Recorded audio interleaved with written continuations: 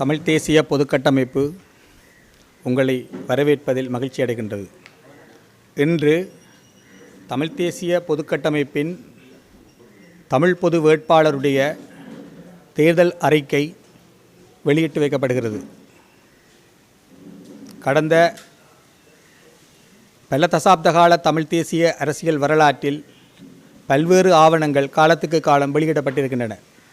அவை பிரகடனங்களாகவும் தேர்தல் அறிக்கைகளாகவும் ஒற்றுமை பிரகடனங்களாகவும் கோரிக்கை பிரகடனங்களாகவும் பொங்குதமிழ் எழுகதமிழ் பொத்துவில் துலக்கம் பொலிகண்டி வரையிலுமான பிரகடனங்களாகவும் அமைந்திருக்கின்றன. இவ்வாறான தமிழ் தேசிய ஆவணங்களின் வரிசையில் இப்பொழுது மற்றொரு ஆவணமாக தமிழ் பொது வேட்பாளரின் தேர்தல் அறிக்கை வெளியிடப்படுகிறது. இந்த தேர்தல் அறிக்கையானது தமிழ் தேசிய பொதுக்கட்டமைப்பினால் நியமிக்கப்பட்ட தேர்தல் அறிக்கையை தயாரிப்பதற்கான குழுவினால் உருவாக்கப்பட்டது. இக்குழுவில் பேராசிரியர் கணேசலிங்கம், கலாநிதி சர்வேஸ்வரன், திரு யதீந்திரா, நிலாந்தன் ஆகியோர் அங்கம் வகித்தனர். இக்குழு இந்த அறிக்கையை தயாரிப்பதற்காக பல்வேறு மட்டங்களிலிருந்தும் ஆலோசனைகளை பெற்றுக்கொண்டது. தாயகத்துக்கு உள்ளேயும் வெளியேயும் இருந்து பெற்றுக்கொள்ளப்பட்ட ஆலோசனைகள் உள்ளீடுகளின் அடிப்படையில் இந்த ஆவணம் தயாரிக்கப்பட்டது. பின்னர் அதன் வரைவுகள் கட்சிகளிடையே பகிரப்பட்டு கட்சிகளிடமிருந்து ஆலோசனைகளும் திருத்தங்களும் பெறப்பட்டன. இந்த ஆவணத்தை தயாரிப்பதில் எல்லா கட்சிகளும் ஏதோ ஒரு விகிதமளவுக்கு பங்களிப்பை செய்திருக்கின்றன. அப்படி பார்த்தால் இந்த ஆவணமானது தமிழ் மக்கள் அமைப்பு, கட்சிகள் ஆகியவற்றின் கூட்டு உழைப்பு, தமிழ் தேசிய பரப்பில் உள்ள பெரும்பாலானவர்களின் கூட்டு உழைப்பு. இது ஒரு கூட்டு ஆவணம் என்று கூட சொல்லலாம். இந்த ஆவணம் தமிழ் தேசிய பரப்பில் வெளியிடப்படும் ஆகப்பிந்திய ஆவணங்களில் ஒன்று. இது தமிழ் மக்கள் மீண்டும் மீண்டும் எல்லா சிதைவுகளிலிருந்தும் எல்லா வீழ்ச்சிகளிலிருந்தும் எழுவார்கள் என்பதனை பிரகடனப்படுத்தும் ஓர் ஆவணம். தமிழ் மக்கள் மீண்டும் ஒரே குரலில் ஒரு பொது நிலைப்பாட்டின் கீழ் ஒன்று திரளப் போகிறார்கள் என்பதனை முன்னறிவிக்கும் ஆவணம் இது. தமிழ் பொது வேட்பாளர் நவீன தமிழ் வரலாற்றில் ஒரு தமிழ் வேட்பாளர் பெற்ற ஆகக்கூடிய வாக்குகளை பெறுவதன் மூலம் தமிழ் மக்கள் மீண்டும் தாங்கள் விழமாட்டோம் எழுவோம் என்பதனை உலகுக்கு அறிவிப்பார். அந்த வகையில் இந்த ஆவணம் தமிழ் மக்களின் எழுச்சியின் நம்பிக்கை ஆவணமாக அமையும் என்று நாம் நம்புகின்றோம். இப்பொழுது இந்த ஆவணத்தை நான் வாசிக்கப் போகின்றேன். தமிழ் மக்கள் ஜனநாயக வழிமுறைகளின் மூலம் தங்கள் குரலை மீண்டும் மீண்டும் ஒலிப்பார்கள் என்பதனை இந்த ஆவணம் வெளிப்படுத்தும். தமிழ் மக்களுக்கு ஜனநாயகம் இல்லை என்றால் இலங்கை தீவுக்கு ஜனநாயகம் இல்லை. தமிழ் மக்களுக்கு பாதுகாப்பு இல்லை என்றால் இந்த பிராந்தியத்துக்கும் பாதுகாப்பு இல்லை. தமிழ் தேசிய பொதுக்கட்டமைப்பின் ஜனாதிபதி தேர்தல் 2024 ஆண்டு தமிழ் தேசிய பொதுக்கட்டமைப்பின் தேர்தல் அறிக்கை. தமிழ் தேசிய இனமானது கடந்த 7 தசாப்தங்களுக்கு மேலாக விடுதலைக்காக பல்வேறு வழிகளில் போராடி வருகின்றது. இப்போராட்டத்தின் ஒரு வழிமுறையாக தமிழ் தேசிய பொதுக்கட்டமைப்பு ஆகிய நாம் இம்முறை ஜனாதிபதி தேர்தலில் ஒரு தமிழ் பொது வேட்பாளரை முன்னிறுத்தியுள்ளோம். மட்டக்களப்பு மாவட்டத்தைச் சேர்ந்த முன்னாள் நாடாளுமன்ற உறுப்பினர் திரு ப. அரியநேத்திரன் அவர்கள் சங்கு சின்னத்தின் கீழ் தமிழ் பொது வேட்பாளராக முன்னிறுத்தப்பட்டுள்ளார். தமிழ் தேசிய பொதுக்கட்டமைப்பு என்பது தமிழ் தேசிய கட்சிகளும் தமிழ் மக்கள் பொதுச்சபை என்ற மக்கள் அமைப்பும் இணைந்து உருவாக்கிய ஒரு கட்டமைப்பாகும். தமிழீழ விடுதலை இயக்கம், தமிழ் மக்கள் கூட்டணி, தமிழீழ மக்கள் விடுதலை கழகம், ஈழ மக்கள் புரட்சிகர விடுதலை முன்னணி, தமிழ் தேசிய கட்சி, ஜனநாயக போராளிகள் கட்சி, தமிழ் தேசிய பசுமை இயக்கம் ஆகிய 7 கட்சிகளும் தமிழர் தாயகத்தைச் சேர்ந்த அரசியல் செயற்பாட்டாளர்கள், கருத்துருவாக்கிகள், புத்திஜீவிகள், சிவில் சமூகங்கள், அரச சார்பற்ற அமைப்புகள், தொழிற்சங்கங்கள், கிராம மட்ட அமைப்புகள், தொழில்சார் அமைப்புகள், கூட்டுறவு அமைப்புகள், மாணவ அமைப்புகள் ஆகியன இணைந்து உருவாக்கிய மக்கள் அமைப்பாகிய தமிழ் மக்கள் பொதுச்சபையும் இணைந்து உருவாக்கிய ஒரு கட்டமைப்பே தமிழ் தேசிய பொதுக்கட்டமைப்பு ஆகும். இலங்கை தமிழரசுக் கட்சியில் உள்ள மிகச்சிறிய பகுதியினர் தவிர ஏனைய அனைவரும் வெளிப்படையாகவும் மறைமுகமாகவும் தமிழ் பொது வேட்பாளருக்கு ஆதரவாக செயற்பட்டு வருகிறார்கள். தமிழ் தேசிய பொதுக்கட்டமைப்பு எனப்படும் இந்த கூட்டணி கடந்த 15 ஆண்டுகளில் உருவாக்கப்பட்ட கூட்டணிகளில் ஒப்பீட்டளவில் பெரிய அணியாகும். இது தமிழ் ஒற்றுமையின் புதிய நம்பிக்கையாகவும் எதிர்கால தமிழ் அரசியலுக்கான பலமான அடித்தளமாகவும் எழுச்சி பெறும். ஈழத்தமிழர்களாகிய நாம் இலங்கைத்தீவில் தனித்துவம் மிக்க ஒரு தேசிய இனமாகவும் தேசமாகவும் வாழ்ந்து வருகிறோம்.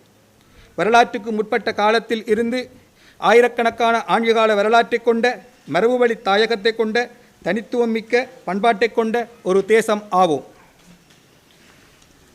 இலங்கைத்தீவு பல்லின பலமத பலமொழி பல் கலாச்சாரத்தை கொண்ட ஒரு தீவாகும். இலங்கைத்தீவின் பல்லினத்தன்மையை ஏற்றுக்கொள்ள மறுத்ததன் விளைவே இனப்பிரச்சினை தோற்றம் பெற்றதற்கும் கூர்மை அடைவதற்கும் இறுதியில் விஸ்வரூபம் எடுப்பதற்குமான மூல காரணமாகும். தமிழ் மக்களுடைய தேசிய இருப்பை அழிக்கும் செயற்பாடுகளே இன அழிப்பாகும். தமிழர் தேசத்தின் இருப்பையும் தனித்துவத்தையும் அழித்து பெரும்பான்மை இனத்துடன் அதனை கரைக்கும் உள்நோக்கத்தோடு சிங்கள பௌத்த அரசு கட்டமைப்பானது திட்டமிட்டு முன்னெடுத்த இன அழிப்பு நடவடிக்கைகளுக்கு எதிராக தமிழ் மக்கள் முதலில் அகிம்சை வழியிலும் பின்னர் ஆயுத வழியிலும் போராடினார்கள். அப்போராட்டங்களை நிர்மூலமாக்கும் குறிக்கோளோடு ஏவிவிடப்பட்ட அரச பயங்கரவாதத்தின் மிக கொடிய விளைவே இறுதிப் போரில் நிகழ்ந்த உச்சமான இன அழிப்பாகும். இந்த பின்னணியில் உலகின் மிகப்பெரிய தமிழ் சட்டமன்றமாகிய தமிழக சட்டமன்றம் இலங்கைத்தீவில் தமிழர்களுக்கு எதிராக இடம்பெற்றது இன அழிப்பு என்று ஏகமனதாக தீர்மானமாக நிறைவேற்றியது. வடமாகாண சபை அதை இன அழிப்பு என்று ஏகமனதான ஒரு தீர்மானமாக நிறைவேற்றியது. கனடாவில் பிரம்டன் நகரசபை அதை இன அழிப்பென்று ஏகமனதாக ஒரு தீர்மானமாக நிறைவேற்றியது. கனேடிய நாடாளுமன்றம் மே 18 தமிழ் இனப்படுகொலை நினைவுகூரல் நாளாக ஏகமனதாக ஏற்றுக்கொண்டு தீர்மானம் நிறைவேற்றியது. பிரான்சில் உள்ள 4 மாநகர சபைகள் அது இன அழிப்பு என்று தீர்மானமாக ஏகமனதாக நிறைவேற்றின. ஐக்கிய அமெரிக்க பிரதிநிதிகள் சட்டசபையில் காங்கிரஸ் இந்த ஆண்டு மே 15 அறிமுகப்படுத்தப்பட்ட 1230 தீர்மானமானது ஈழத்தமிழர்களுக்கு எதிராக ஸ்ரீலங்கா அரசாங்கத்தால் நடாத்தப்பட்டது இன அழிப்பு என்பதனை ஏற்றுக்கொள்கின்றது. ஈழத்தமிழர்களுக்கான நிரந்தர அரசியல் தீர்வை காணும் பொருட்டு சுயநிர்ணய உரிமையை அங்கீகரித்து அவர்கள் தங்களுக்கு என்ன தீர்வு வேண்டும் என்பதை நிர்ணயிப்பதற்கு ஒரு பொது வாக்கெடுப்பு அவசியம் என்பதனை அத்தீர்மானம் வலியுறுத்துகின்றது. எனினும் இன்று வரை இன அழிப்புக்கு பரிகார நீதியும் கிடைக்கவில்லை. இன அழிப்பு செயற்பாடுகள் நிறுத்தப்படவும் இல்லை. மாறாக, முதலாவது, திருகோணமலையில் தமிழ் மரபுரிமை சின்னங்கள் இருந்த இடங்கள் தொல்லியல் திணைக்களத்தால் ஆக்கிரமிக்கப்பட்டு அவ்விடங்கள் வேகமாக சிங்களமயப்படுத்தப்பட்டு வருகின்றன. மேலும் குச்சவெளி பிரதேச செயலர் பிரிவில் ஆயிரக்கணக்கான ஏக்கர் அளவில் நிலம் ஆக்கிரமிக்கப்பட்டு 26க்கும் அதிகமான விகாரைகள் அமைக்கப்பட்டுள்ளன. இங்குள்ள சில பாரம்பரிய தமிழ் கிராமங்களை சிங்கள மாவட்டங்களுடன் இணைத்து வடக்கையும் கிழக்கையும் துண்டாடும் திட்டங்கள் நடைமுறைப்படுத்தப்பட்டு வருகின்றன. இவற்றில் பல நீதிமன்ற தீர்ப்புகளை மீறுபவை. இன அழிப்பு நடவடிக்கைகளால் அதிகம் விழுங்கப்பட்ட மாவட்டம் இது. மட்டக்களப்பு மாவட்டத்தில் ஒருபுறம் சிங்கள பௌத்த மயமாக்கல் நடந்து வருகின்றது, இன்னொரு புறம் நிலப்பறிப்பு தொடர்கின்றது. உதாரணமாக 3000 குடும்பங்களின் வாழ்வாதாரத்துக்கான கால்நடை சார்ந்த பொருளாதாரத்தை அழிக்கும் நோக்கத்தோடு மயிலத்தமடு மாதவனை போன்ற இடங்களில் மேய்ச்சல் தரைகளை அரச அனுசரணையோடும் பாதுகாப்போடும் சிங்கள விவசாயிகள் ஆக்கிரமித்து வருகிறார்கள். இங்கேயும் நீதிமன்ற தீர்ப்புகள் மீறப்படுகின்றன. வாகரை கதிரவெளியில் கனிமவள அகழ்வு மக்களின் எதிர்ப்பை மீறி முன்னெடுக்கப்படுகின்றது. வாகரையில் இறால் பண்ணைகள் மக்களுடைய எதிர்ப்பை மீறி முன்னெடுக்கப்படுகின்றன. இவ்விரண்டு விடயங்களும் மக்களுடைய வாழ்வாதாரத்தை பாதிப்பவை, சுற்றுச்சூழல் பாதுகாப்புக்கு எதிரானவை. 4வது, அம்பாறை மாவட்டத்தில் கல்முனை வடக்கு தமிழ் பிரதேச செயலர் பிரிவை முழுமையான ஒரு பிரதேச செயலர் பிரிவாக தரமுயர்த்துமாறு தமிழ் மக்கள் தொடர்ச்சியாக போராடி வருகிறார்கள். இன்று வரை ஆட்சிக்கு வந்த எந்த ஓர் அரசாங்கமும் அந்த பிரச்சனையை தீர்க்க விரும்பவில்லை. இன அழிப்பு நடவடிக்கைகளால் அதிகம் விழுங்கப்பட்ட மற்றொரு மாவட்டம் இது.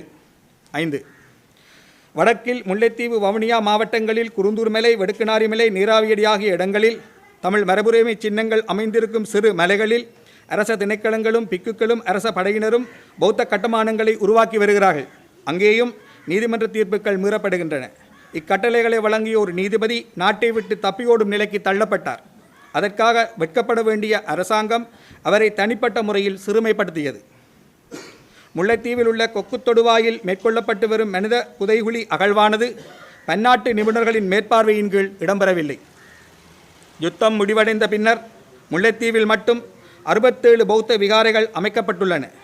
முல்லைத்தீவில் பொதுமக்கள் மற்றும் இராணுவம் இடையிலான விகிதம் 2:1 இன்னமும் காணப்படுகின்றது. சுமார் 100க்கும் மேற்பட்ட படையினர் முகாம்கள் முல்லைத்தீவு மாவட்டத்தில் மட்டும் அமைக்கப்பட்டுள்ளன. 6. வவுனியா மாவட்டத்தில் கொக்கச்சான் குளம் என்ற தமிழ் மக்களின் பாரம்பரிய விவசாய குடியிருப்பு இராணுவ பாதுகாப்புடன் அரச அனுசரணையுடனும் ஆக்கிரமிக்கப்பட்டு கலாபோ பஸ்வேவ என்ற பெயருடைய சிங்கள கிராமமாக மாற்றப்பட்டு மிக குறுகிய காலத்துக்குள் அந்த கிராமத்துக்கு தேவையான சகல உட்கட்டுமான வசதிகளும் செய்து கொடுக்கப்பட்டுள்ளன.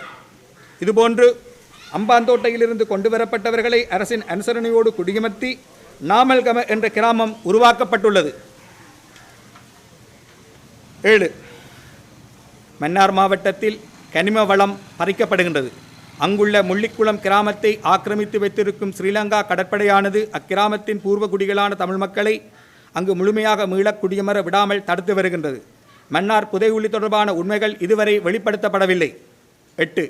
கிளிநொச்சி மாவட்டத்தில் தமிழ் மரபுரிமை சொத்துக்களை தொல்லியல் திணைக்களம் ஆக்கிரமித்து வருகின்றது. 9. யாழ்ப்பாண மாவட்டத்தில் படைத்தரப்பு முகாம்களை அமைத்திருக்கும் பெரும்பாலான காணிகள் தனியாருக்குரியவை. இவற்றுள் மிகச்சிறிய நிலப்பரப்புத்தான் இதுவரை விடுவிக்கப்பட்டுள்ளது. இந்த மாவட்டத்திலும் தமிழர் மரபுரிமை சொத்துக்கள் பல ஆக்கிரமிக்கப்பட்டு சிங்கள பௌத்த மயமாக்கப்பட்டுள்ளன.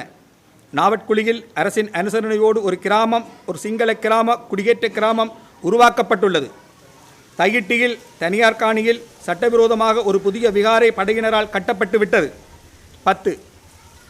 தமிழர் தாயகம் எங்கும் தனியார் காணிகள் படையினரால் அபகரிக்கப்பட்டு வருகின்றன.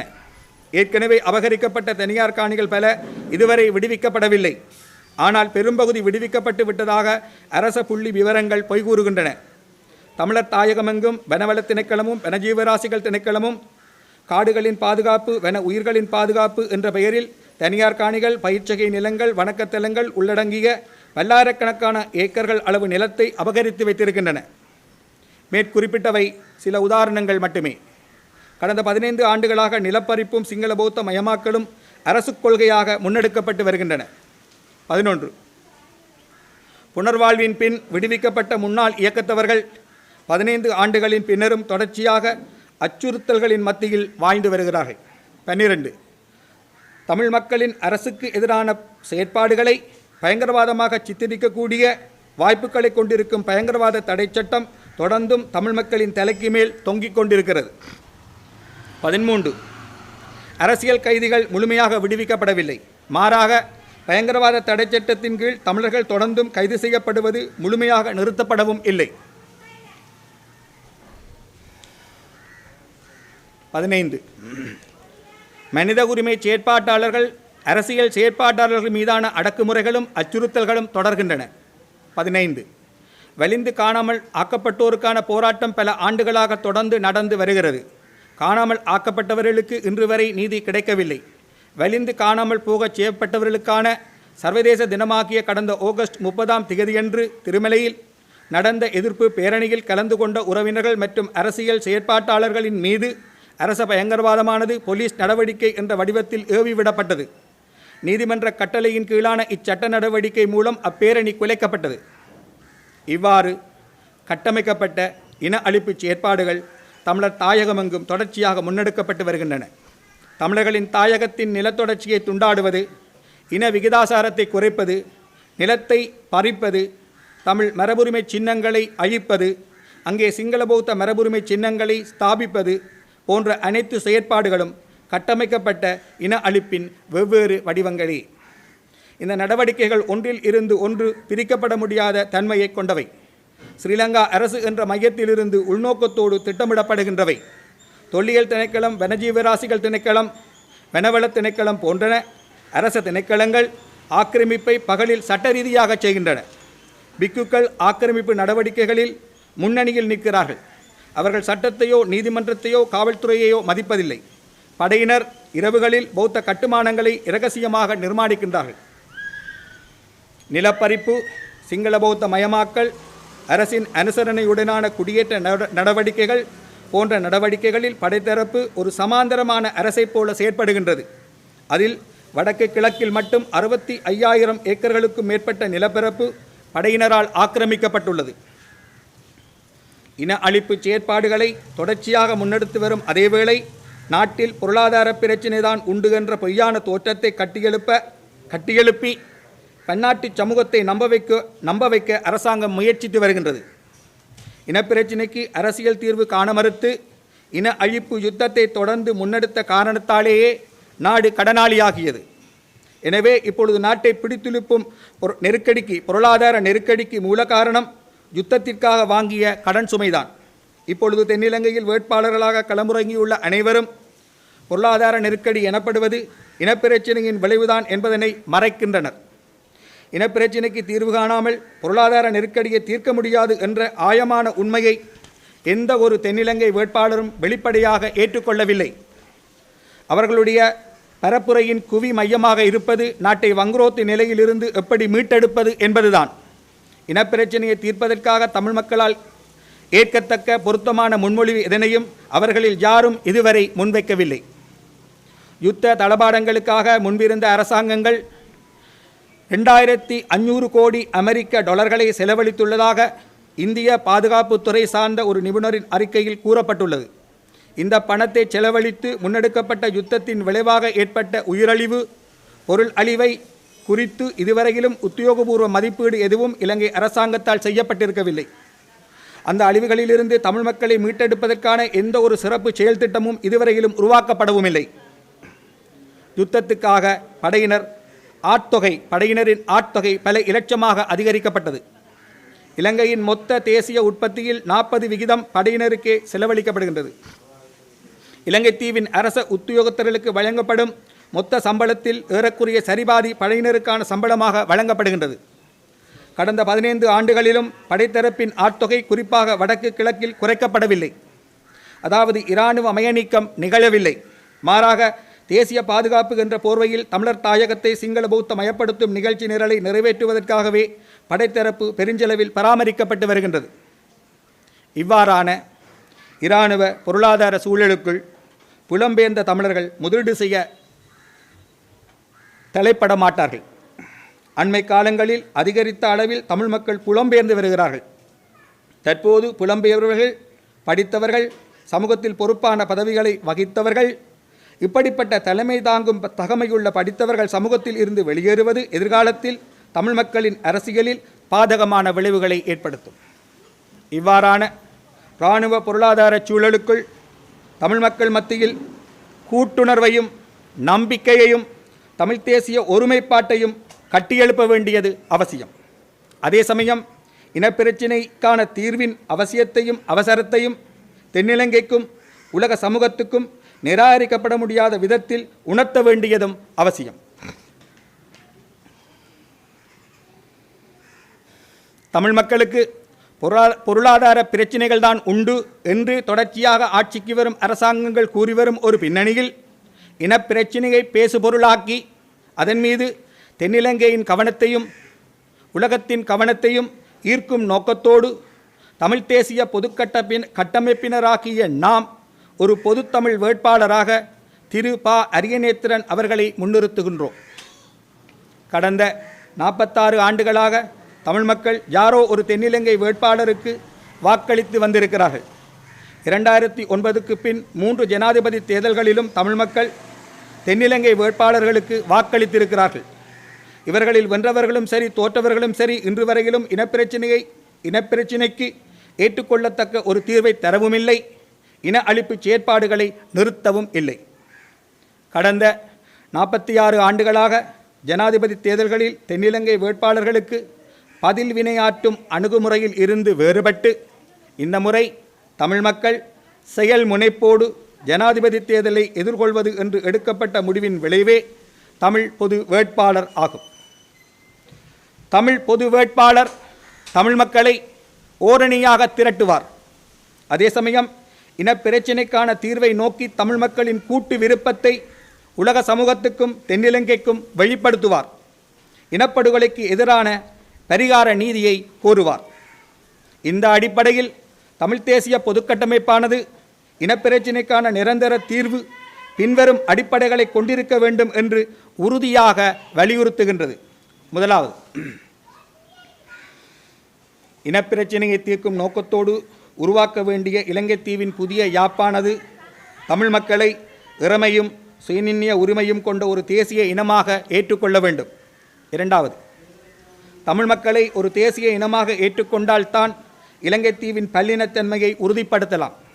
எனவே புதிய யாப்பு இலங்கை தீவின் பன்மை தேசிய பண்பை உறுதிப்படுத்தும் விதத்தில் தேசங்களின் ஒன்றிணைவாக அமைய வேண்டும். அதாவது புதிய யாப்பானது இலங்கை தீவு ஒரு பன்மை தேசிய அரசாக ப்ளூரி நேஷனல் ஸ்டேட் கட்டமைக்கப்படுவதை உறுதி செய்ய வேண்டும். மூன்றாவது, ஒற்றையாட்சிக்குட்பட்ட எந்த ஓர் அரசியல் தீர்வாலும் தமிழ் மக்களின் நியாயபூர்வமான அரசியல் அபிலாஷைகளை ஒருபோதும் திருப்திப்படுத்த முடியாது. நான்காவது, இந்த விடயத்தில் தமிழ் மக்கள் தங்களுக்கு என்ன தீர்வு வேண்டும் என்பதனை தாமே நிர்ணயிப்பதற்கு பொருத்தமான பன்னாட்டு ஏற்பாடுகளை கோருவதற்கு உரித்துடையவர்கள்.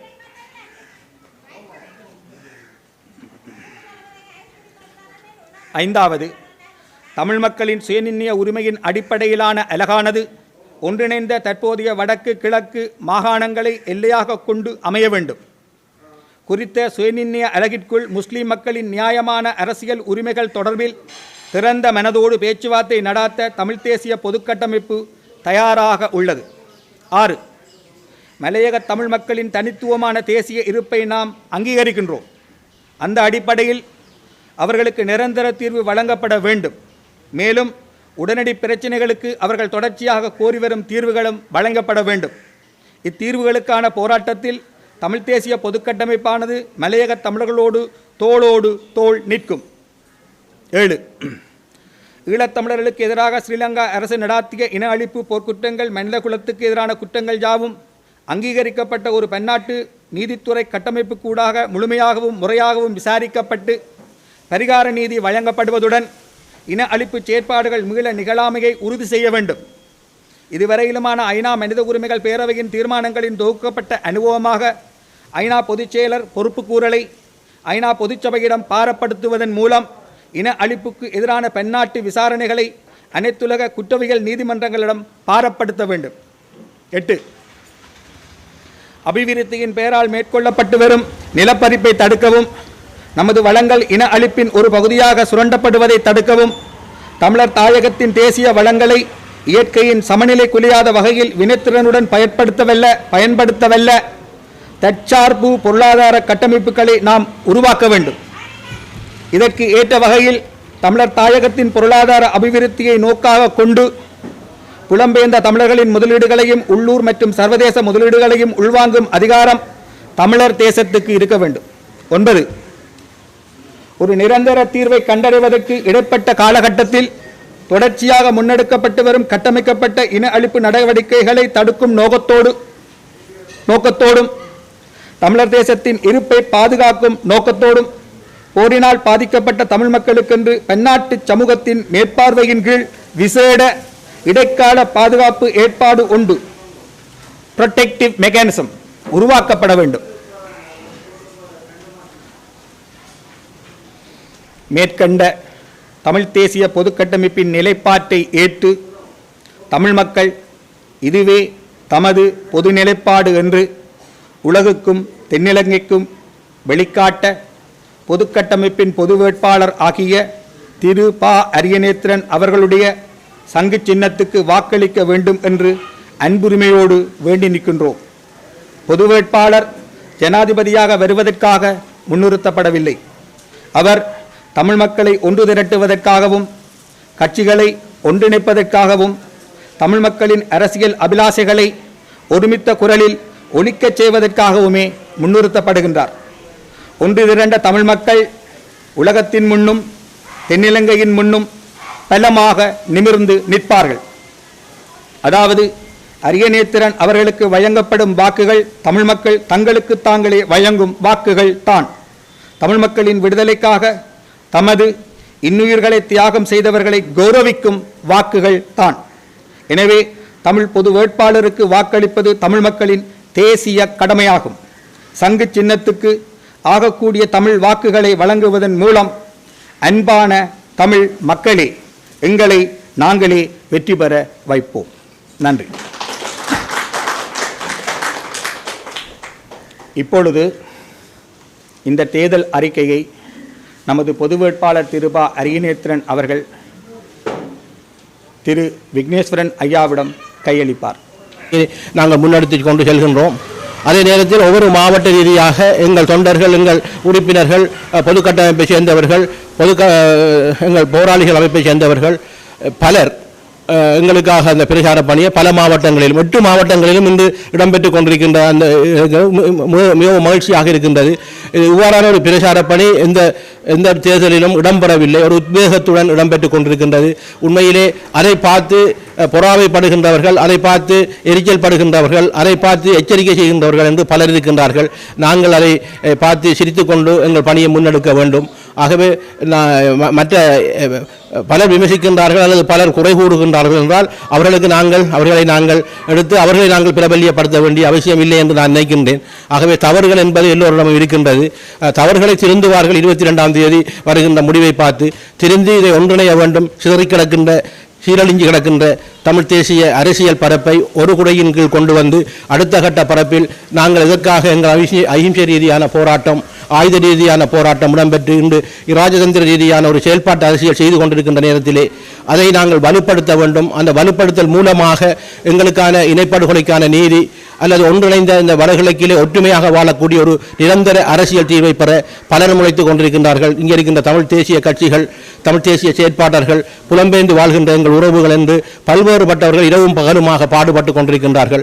அதனை வெளிக்காட்டுவதற்காகத்தான் இந்த பொதுக்கட்டமைப்பு, தமிழ் தேசிய பொதுக்கட்டமைப்பு எடுத்த முயற்சி என்பது எங்கள் போராட்ட வடிவங்களில் ஒரு மாற்று வழியாக நாங்கள் இதனை பார்க்கின்றோம்.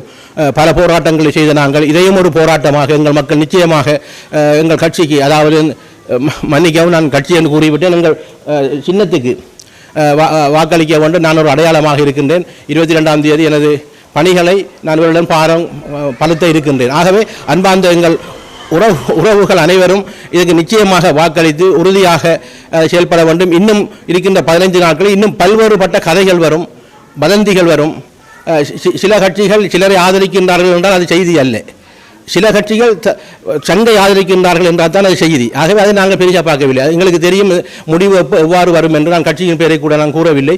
ஆகவே இன்னும் இருக்கின்ற 15 நாட்களில் அவர்களும் திருந்த வேண்டும், அவ்வாறானவர்களும் திருந்தி வர வேண்டும். ஏனென்றால் ஒரு பாரம்பரிய கட்சியில் நான் இருக்கின்றேன். நான் ஒரு இலங்கை தமிழரசு கட்சியின் பாரம்பரியமாக எங்கள் தந்தை செல்வா அவர்கள் எந்த நோக்கத்திற்காக அந்த கட்சியை ஆரம்பித்தாரோ அந்த நோக்கத்தின் அடிப்படையில் தான் நான் இந்த கட்சியில் இருந்து இந்த பொது வேட்பாளராக வந்திருக்கின்ற என்ற விடயத்தை பொதுமக்கள் அறிந்து அதற்காக வாக்களிக்க வேண்டும் என்று கேட்டு எல்லோருக்கும் நன்றி கூறி விடைபெறுகின்றேன். நன்றி, வணக்கம்.